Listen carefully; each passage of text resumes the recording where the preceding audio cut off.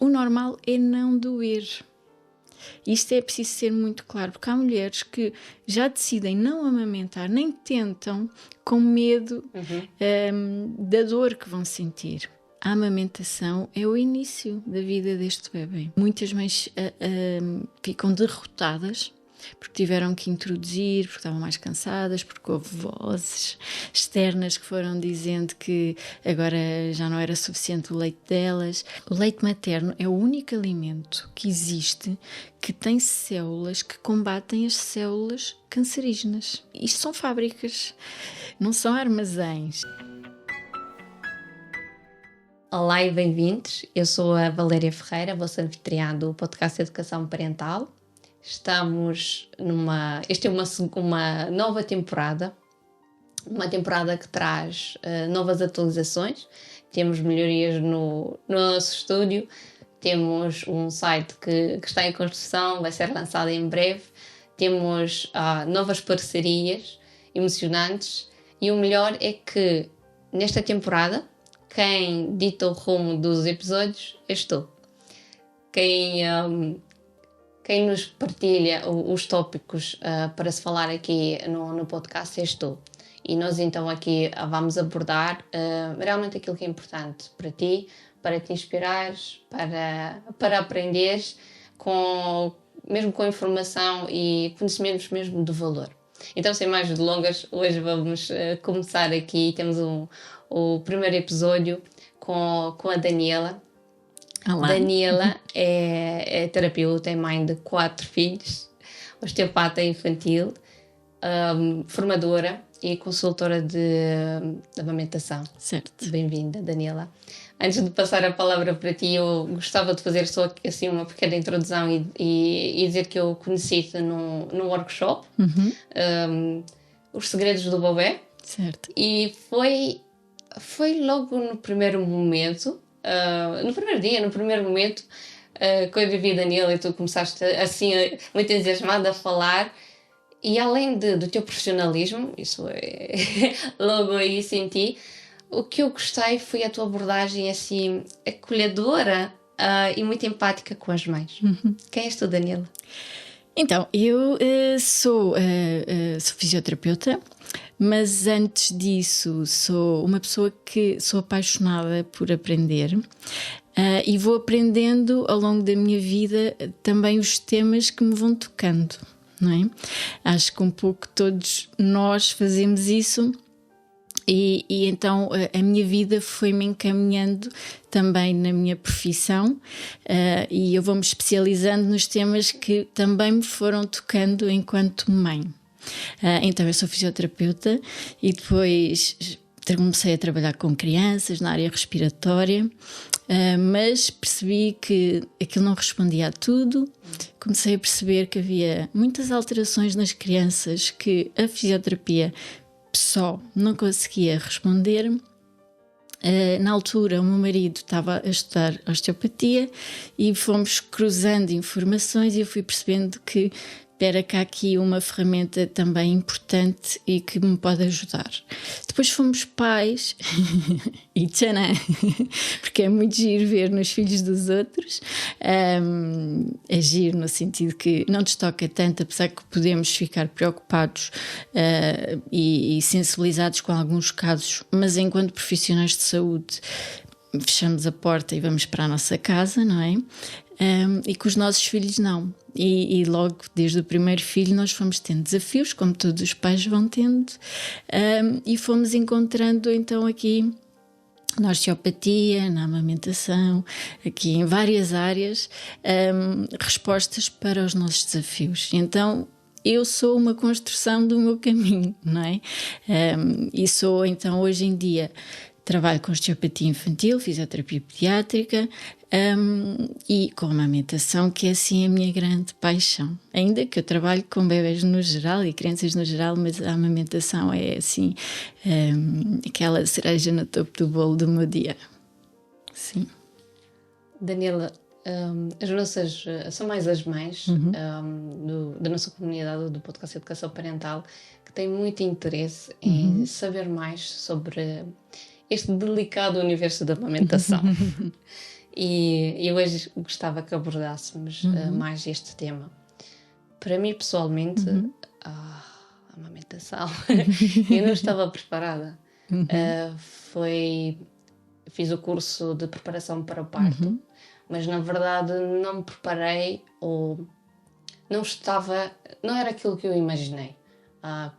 Passou a ser muito mais complexo e senti-me bastante vulnerável, perdida.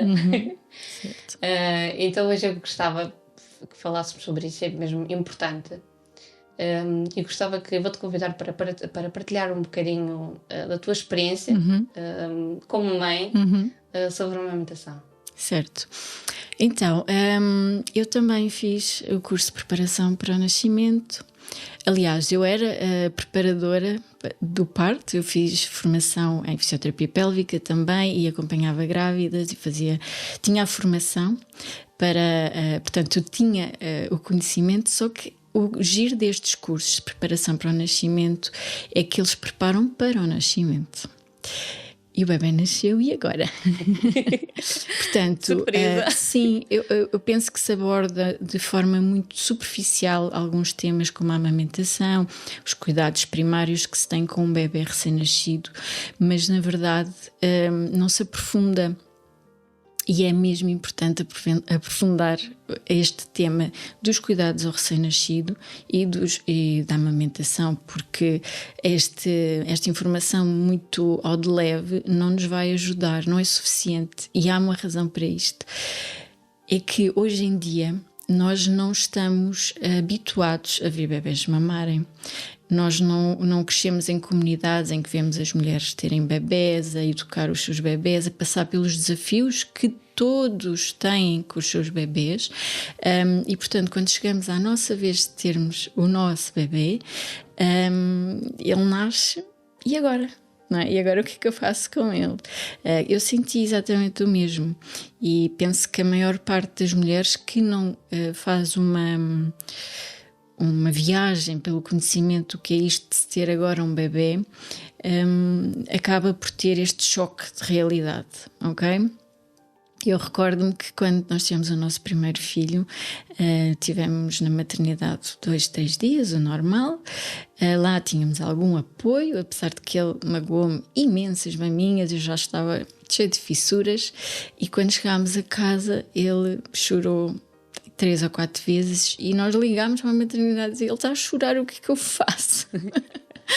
De tal era a nossa inexperiência, e nós trabalhávamos com bebés, aliás, eu trabalhava com bebés já na altura, mas como eu digo, eu fazia o meu trabalho e ia-me embora, não é?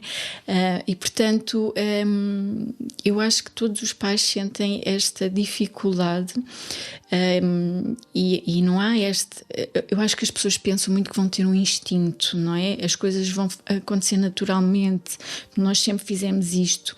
E verdade, nós sempre fizemos isto, há milhares e milhares de anos que fazemos isto.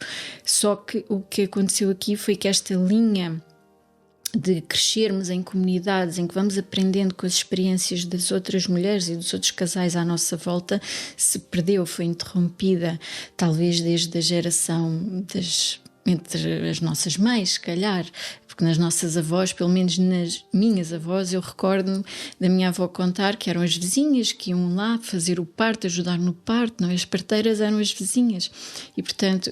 E quando precisavam de ajuda eram as vizinhas, não é? Então havia muito este senso de comunidade, e as mulheres iam crescendo a assistir a estes desafios. E eu já disse isto, mas os desafios eles vão acontecer sempre, Valéria, sempre. A questão aqui é a rapidez com que nós sabemos solucionar e pedir ajuda. Porque há coisas que nós conseguimos fazer sozinhos em casa, há outras coisas que nós temos que pedir ajuda. Mas a rapidez com que pedimos ajuda é que é a diferença.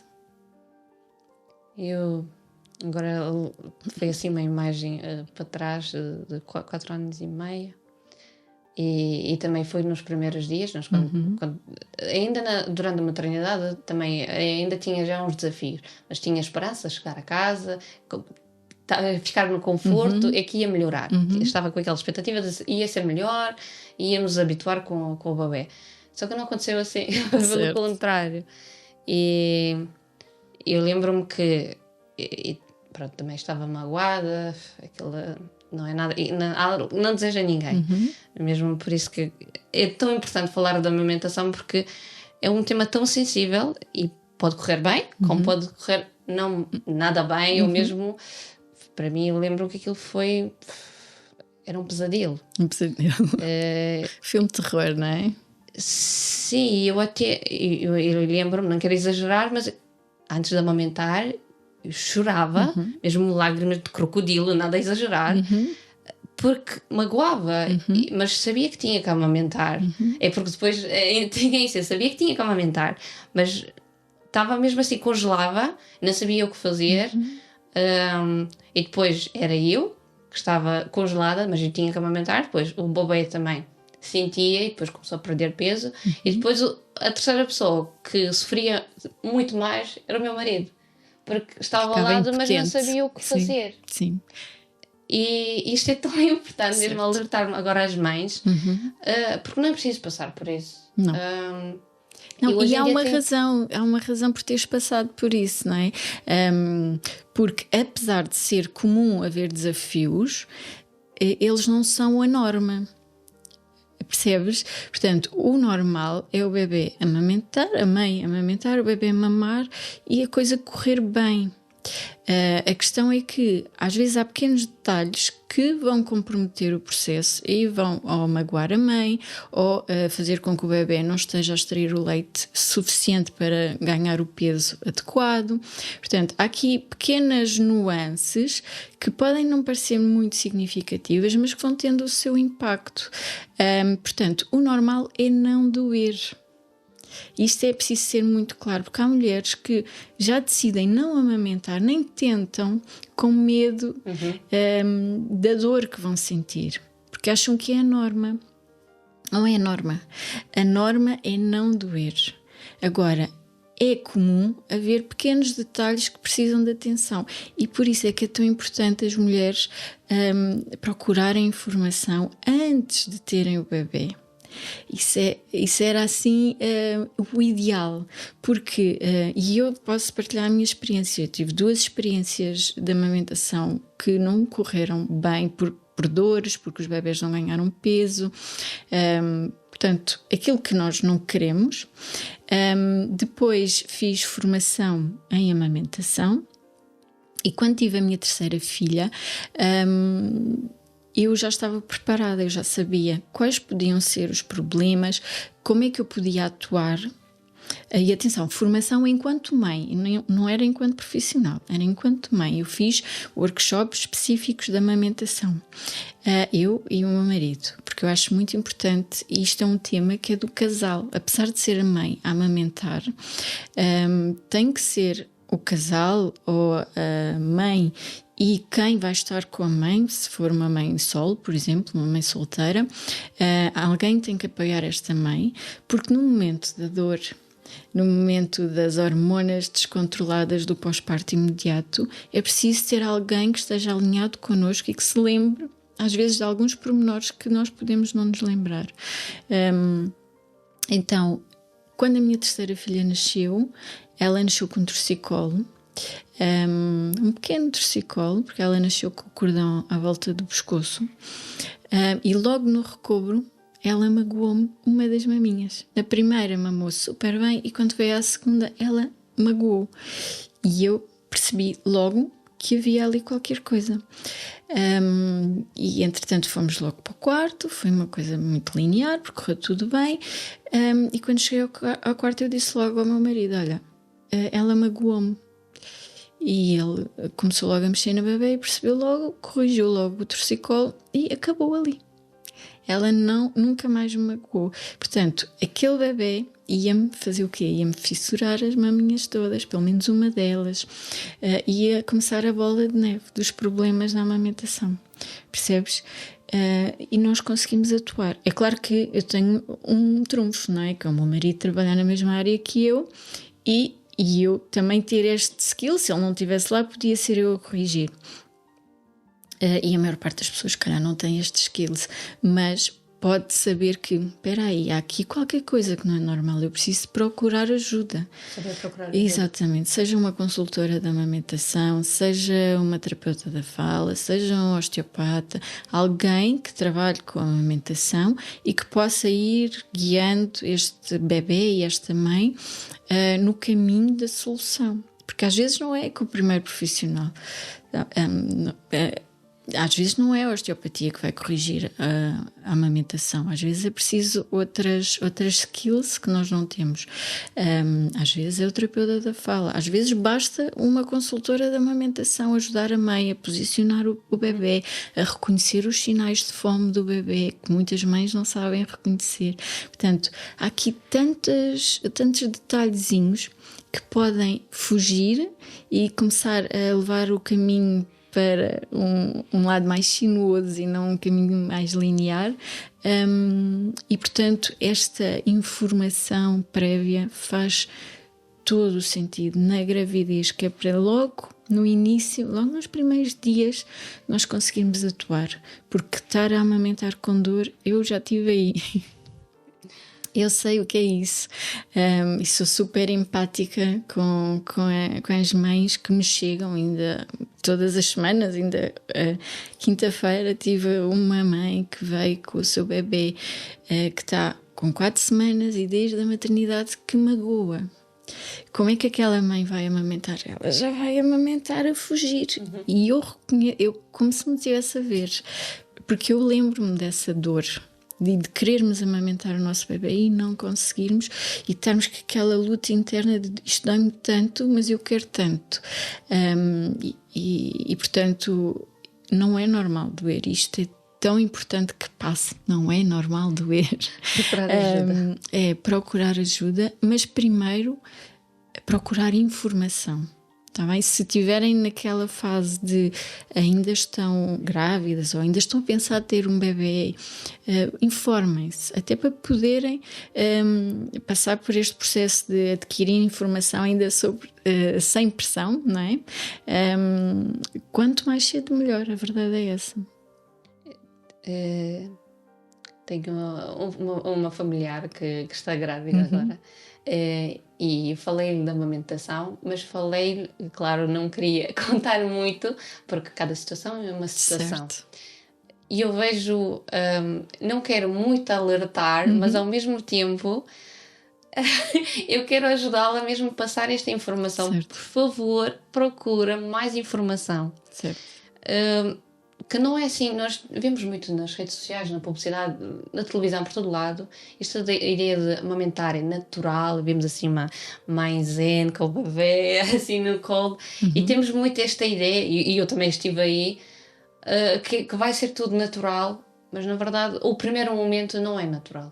Mas até pode ser, Valéria. Até pode ser. Porque há bebês que são os bebês que já nascem ensinados. Porquê? Porque está tudo bem com eles. O parto foi uma coisa também provavelmente linear, não houve muitas intervenções. Portanto, está tudo bem com a mãe e com o bebê. E pode correr tudo bem. A verdade é que pode correr. Mas pode não correr. Sim. Então é como para o parto, não é? Porque é que as pessoas se preparam para o parto? Pode correr tudo bem, mas pode não correr. Então as pessoas antecipam isto e procuram informação, e isso é super válido e muito importante, porque são momentos que vão mudar a nossa vida, não é? O ter um bebê, o parir, o amamentar um bebê, os primeiros anos daquele bebê que não dá para devolver, portanto agora está cá e temos mesmo que estar preparados para estes primeiros meses, e que depois se vão estender, não é? Mas em que o bebê principalmente ainda não comunica, não é? E ele ainda não fala. Muitos pais dizem, mas se ele falasse, eu não percebo o que é que ele tem, porque é que ele chora, porque é que ele não agarra, porque... E portanto, esta informação, não tenhas medo também de passar a tua experiência, mas dando sempre um contexto. Eu acho que é importante todos nós partilharmos as nossas experiências, sejam positivas ou negativas, mas sabendo que existe um contexto. Olha, isto correu mal comigo, mas é porque eu não estava preparada. Eu não fazia ideia do que é que ia acontecer, nem de como podia resolver estes problemas. Porque eu sei que se eu hoje voltasse 12 anos atrás no meu primeiro filho, a minha experiência teria sido diferente, porque eu consigo hoje olhar para trás e identificar todos os detalhes que podiam ter corrido de outra forma, sem mágoa, porque isso foi o que me ajudou a chegar aqui e foi o meu caminho. Tenho pena, mas sem mágoa. E eu acho que é importante todas nós percebermos que isto faz parte da nossa aprendizagem, e estamos aqui as duas neste espaço de partilha também para podermos então mudar a vida aqui de algumas mães e de alguns bebês, pretendo a nossa experiência que nós não estávamos informadas e a coisa não correu assim tão bem, mas podia correr, mas a informação vai salvaguardar que possa sempre correr melhor. Portanto, é importante partilhar todas as experiências, porque isto não é só lacinhos e arco-íris e unicórnios, não é? A maternidade e isto da amamentação não é sempre fácil. É um trabalho muito árduo, é muito exigente fisicamente, exige aqui muita entrega desta mãe, mas perceber que a amamentação é o início da vida deste bebê. O bebê estava dentro do nosso corpo, não é? Ele era alimentado através de nós e quando sai ele continua a ser alimentado através de nós, só que externamente.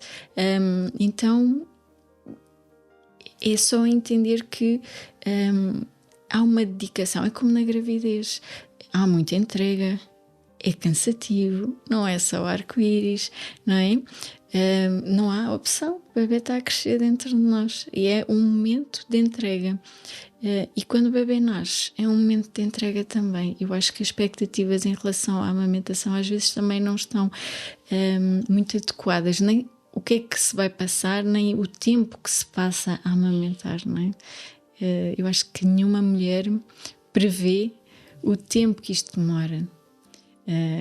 Que muitas mães às vezes me dizem, mas ele já mamou.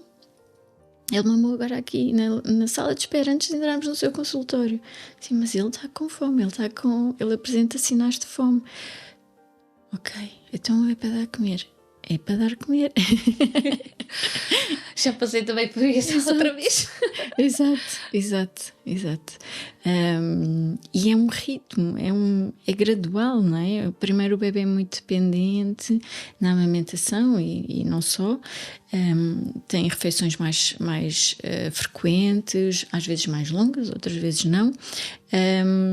E gradualmente ele vai aumentando os espaços, depois às vezes já até está a comer já parece quase um relógio, não é? Mas vem qualquer coisa que desregula aquilo tudo, uma doença, uma mudança de rotina e o bebê volta a não comer já, parece que volta a ser recém-nascido. E está tudo bem, é só perceber que isto não é uma ciência exata, a amamentação. É muito de entrega e de aceitação.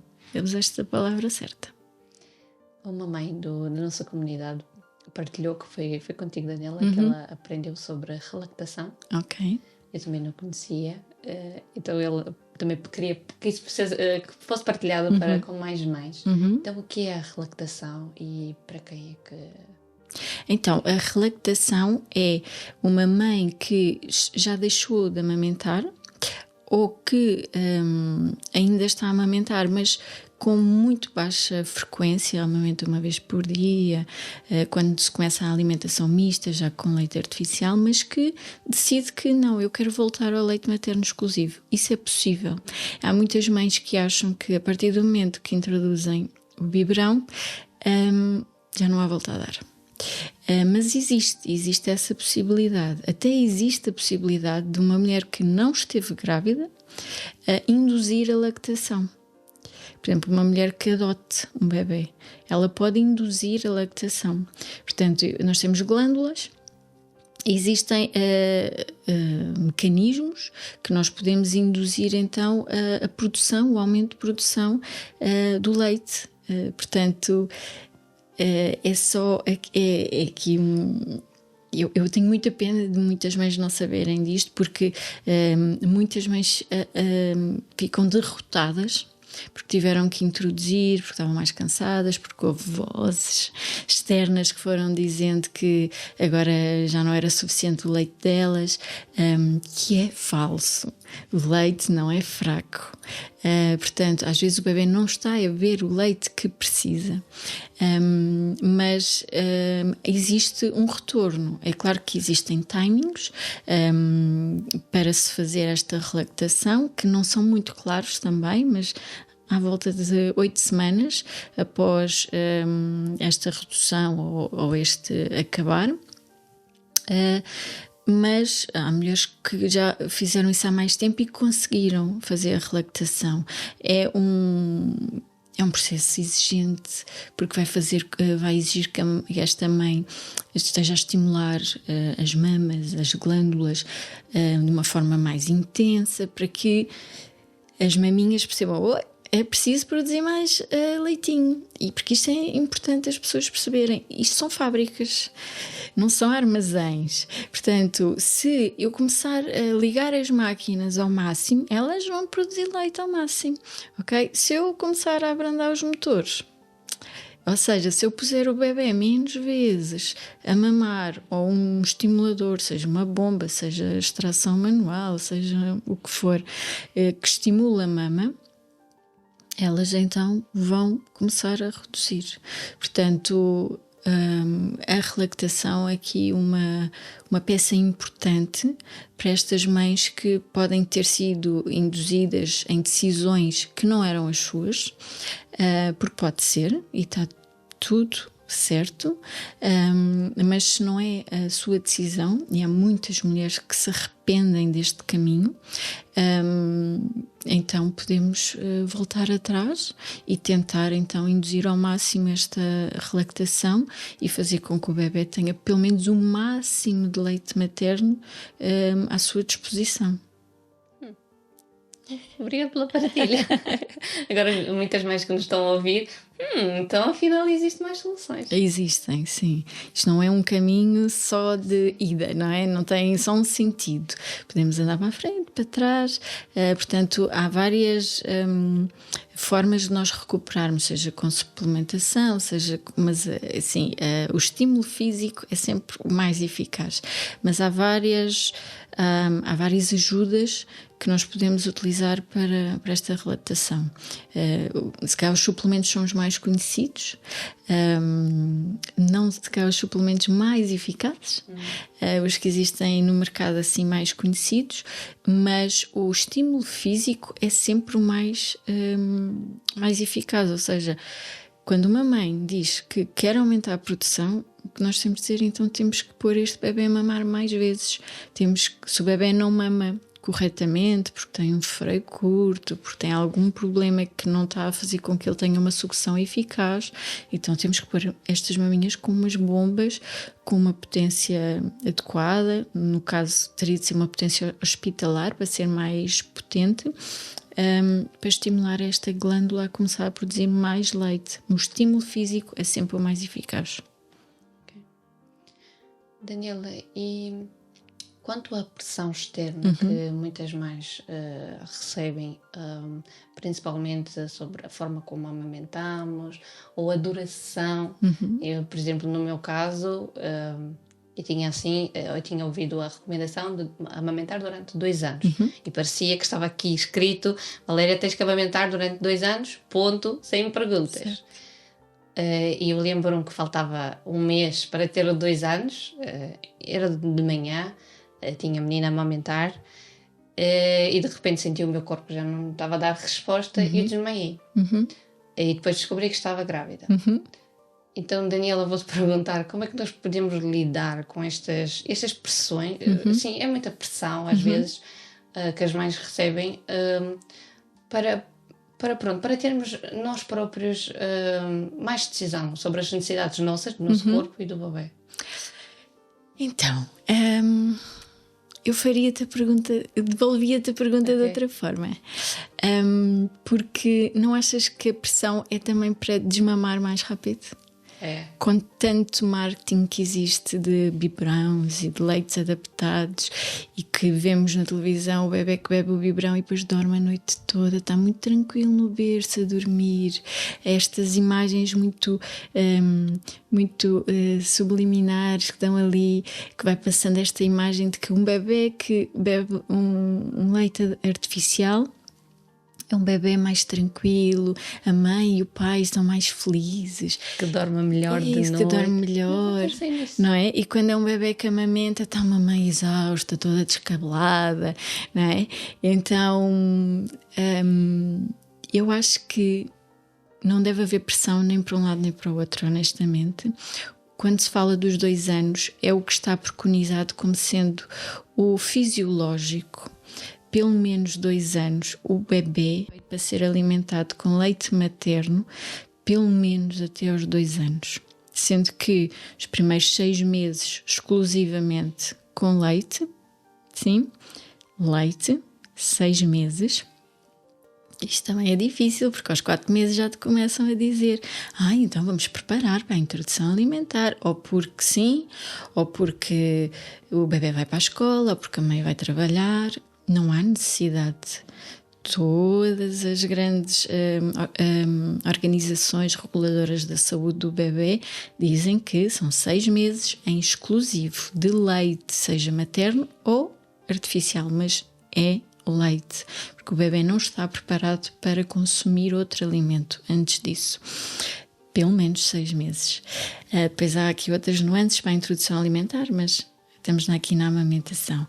Depois, até o 1º ano de vida, o leite materno é o principal alimento do bebê. É a principal fonte de calorias, de nutrientes, de imunidade. O leite materno é, assim, esta coisa mágica. Quanto mais estudo, mais apaixonada eu fico. O leite materno é o único alimento que existe que tem células que combatem as células cancerígenas. Tem componentes que combatem as células cancerígenas. Eles conseguem destruí-las, ok? Mas nada no mundo, pelo menos para já, que se tenha descoberto, tem esta capacidade. Depois o leite materno tem a capacidade de se adaptar ao ambiente em que o bebê está e à fase em que ele está. Se o bebê já está a brincar no chão, a rastejar no chão, o nosso leite vai corresponder às necessidades aumentadas de imunidade, não é? Porque ele vai andar a lamber o chão e a trocar objetos com os coleguinhas, pronto.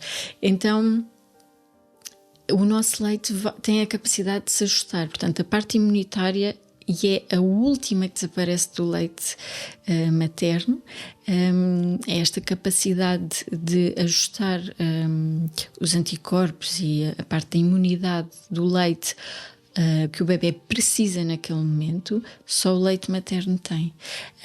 E, portanto, até o 1º ano de vida é o alimento mais importante. O resto é alimentação complementar, não é? E o que é que as pessoas fazem? Elas substituem. E depois estão nesta ânsia de então, mas ele já come sopa, ele come 2º prato, ainda mama. Então, mas porquê que ele precisa de mamar tanto? Ele já não precisa de mamar. Às vezes há profissionais que dizem não, ele já não precisa de mamar, isso é associações. Não, o leite materno é o principal alimento, está bem? Isto é muito importante. Esta expectativa vai mudar tudo. Porque se a mulher perceber que, ok, ele esteve na escola e comeu o lanche e até almoçou super bem, mas na verdade o corpo dele precisa de leite. Então eu percebo que se ele não está tanto tempo comigo, quando ele está comigo, ele vai ficar uma lapa e vai querer recuperar este tempo perdido, ok? Mas não é só a alimentação, é a parte da vinculação também, não é? A amamentação é, na verdade, a forma mais eficaz do bebê se vincular a este cuidador. Nós não nos podemos esquecer que eles nascem super vulneráveis e super dependentes para sobreviver, e a amamentação então é esta garantia que o bebê tem que está perto do seu cuidador também. Bem, mas depois do primeiro ano de vida até ao segundo ano, e a partir do segundo ano também, é ainda um alimento muito rico em imunidade, ok? Então é até o bebê e a mãe quererem. Agora, tendo estas expectativas bem ajustadas, sem obrigatoriedade, a verdade é que depois a mulher pode decidir: olha, eu já estou cansada, agora vamos ter de arranjar outra forma de nos relacionarmos. E está tudo bem, ok? Mas que seja uma decisão sua e não imposta por estas vozes: tu estás tão cansada e o teu leite já não serve para nada, e isso já é uma manha, e o bebê já te está a manipular para estar sempre contigo. Às vezes há estas vozes que eu percebo que as pessoas às vezes não dizem por mal, elas querem só garantir que a mãe também tem as suas necessidades atendidas, porque há mães exaustas. Mas eu acho que esta exaustão às vezes é autoimposta. Eu já senti isto, porque as minhas expectativas estavam-me sempre aqui a derrubar. A coisa até estava a correr bem, mas eu estava sempre: mas quando é que é suposto isto acabar? Não é? Mas ela até já come, ela até já faz isto e já faz aquilo, porque é que ela não para de mamar, não é? Mas eu não me importava de amamentar, era só aquelas coisas que nós vamos ouvindo e vamos vendo muito. Nós não vamos comprar uma boneca para os nossos filhos no Natal em que não venha um biberão, não é? Ou uma espeta. Nunca pensei nisso, é verdade. Certo. Que interessante. Certo. Pois é. Certo. Então são coisas que desde pequeninas nos vão sendo autoimpostas, e que nós nem reparamos. Então eu acho que há pressão dos dois lados. Pronto, para responder, desculpa não ser muito direta nestas respostas, mas não é fácil, porque não é só uma coisa. Há pressão para amamentarmos, QB, há informação. Porque se eu acho que se houvesse pressão, as pessoas amamentavam muito mais. Agora, eu acho que há muita pressão para nós não amamentarmos e para pararmos de amamentar rapidamente, seja por interesses económicos de algumas empresas, seja por interesse da sociedade, porque nós somos uma força de trabalho e precisamos de voltar rapidamente na potência máxima para os nossos cargos. Portanto, percebes? Há aqui também outra pressão que as pessoas cá não reconhecem tanto, mas que é muito real e sem querer falar aqui de teorias da conspiração, mas que eu acho que as mulheres às vezes não têm esta noção, que estão a ser puxadas também para o outro lado, e não é só as fundamentalistas da amamentação, como às vezes dizem, porque a amamentação é um processo fisiológico. É fisiológico, é como respirar, não é? É como ver, é um processo fisiológico. Então, se nós por algum motivo não respiramos, nós vamos perceber porque é que não estamos a conseguir respirar. Então, se nós não estamos a conseguir ou amamentar ou o bebê mamar, temos que ver o que é que se passa. E não vamos dizer: só podes respirar até aos 6 meses, depois disso já não dá mais, que isto, o oxigênio está escasso, não é? Não fazemos isso, não é? Então porquê é que fazemos com leite materno? São também aqui. Fica a pergunta para as nossas irmãs que nos estão a ouvir agora. Daniela, estamos a nos aproximar também do fim do episódio. Eu gostava também para equilibrar, falar dos momentos alegres, assim, de gratificação. Tens alguma história mesmo profissional ou pessoal, sobre a amamentação que gostavas de partilhar? Assim, eu acho que quando a amamentação corre bem, é tudo bom. É tudo bom, é só bom, porque é uma conexão que tu não consegues replicar de outra forma. E aqui, que me perdoe quem não amamentou ou quem teve dificuldade nesta conexão, eu também tive dificuldade em 2 experiências, mas nas outras 2 em que isto aconteceu de uma forma boa, não natural, porque tive sempre alguns desafios na amamentação, mas que foram rapidamente ultrapassados. Mas depois disso correu sempre bem. Portanto, é só bom aquele miminho, aquele, sei lá, aquele olhar que eles nos dão que eu só recebi enquanto amamentei. Uma coisa que é só nossa, é um momento só nosso, é uma energia que é só nossa, aqueles miminhos que eles nos vão dando. Portanto, eu tenho muita pena de não voltar a amamentar. Porque acho que este capítulo para mim está fechado, mas é porque é um momento que é único e eu tenho uma boa relação com os meus filhos, mas esse momento não volta.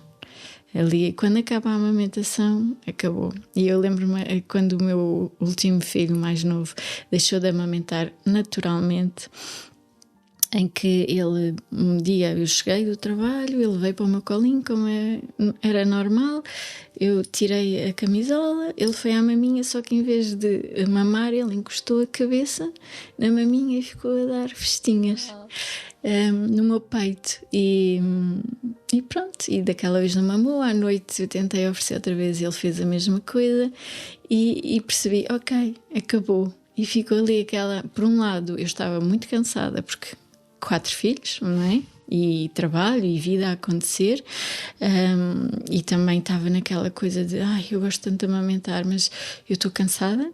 A verdade é que ele depois de parar de amamentar, o cansaço continua, porque não era a amamentação que me estava a cansar, era a vida. Mas senti, quando aquilo acabou, senti pronto, isto não vai voltar a acontecer. E portanto, momentos bons são todos. E depois há coisas caricatas, não é? De estarmos na praia quando eles já são mais crescidos e de repente 10 banhos e ficamos em topless. E sei lá, uma história engraçada, não de momento bom, mas uma história muito caricata, com a minha terceira filha, que andávamos à procura de casa e eu fui ver uma casa com ela e com a minha irmã, e antes de sair do carro amamentei-a, deixei-a no carro com a minha irmã e fui ver a casa, e quando cheguei ao carro partilhei com a minha irmã que coisa tão estranha que o senhor não olhava para a minha cara. O senhor que estava a mostrar a casa, o senhor da imobiliária, não olhou para a minha cara um segundo e estava-me a meter muita impressão. E a minha irmã desatou a rir assim, claro, porque tu tens a blusa toda aberta. Então eu fui ver a casa com a blusa toda aberta, não é? Porque quem amamenta em quase contínuo às vezes até se esquece de abotoar. Então, assim, estes momentos caricatos também acontecem, e a verdade é que eu perdi totalmente complexos de dar maminha na rua, de mostrar as maminhas, porque o meu bebê precisava de comer, e eu acho que não tem que haver esse tipo de complexos. A maminha serve para alimentar o bebê, é também um objeto sexual em alguns momentos, mas é primariamente um mecanismo que nós temos para alimentar os nossos bebés, não é? Portanto, eu acho que aquelas vergonhas que nós temos, se calhar, no início da amamentação passam rapidamente, muito rapidamente. É verdade. Daniela, e para fechar a última pergunta, que conselhos, um conselho que gostavas de partilhar com as mães que nos estão a ouvir, estão a passar por alguns desafios, ou mesmo querem saber mais sobre a amamentação? Qual era um conselho? Um conselho. Ai, meu Deus. Então, talvez o conselho que eu dei logo no início e que falámos logo no início, de procurarem informação, façam workshops de amamentação, principalmente com consultoras de lactação, que são assim as profissionais que são mais creditadas para dar este tipo de informação. Porque hoje em dia há tanta informação, tanta, também há desinformação, e eu acho que só quem não sabe que precisa de a procurar é que não a procura. E espero que pelo menos as mulheres que estão aqui, as mulheres e homens que nos ouçam aqui, partilhem com amigos, com familiares, e vão espalhando esta semente para as pessoas procurarem informação, para estarem preparadas para o momento, porque apesar de ser natural, não é instintivo, e quanto mais preparados nós estamos, mais fácil é ultrapassar os desafios que vão acontecer. Obrigada, Daniela. Obrigada eu.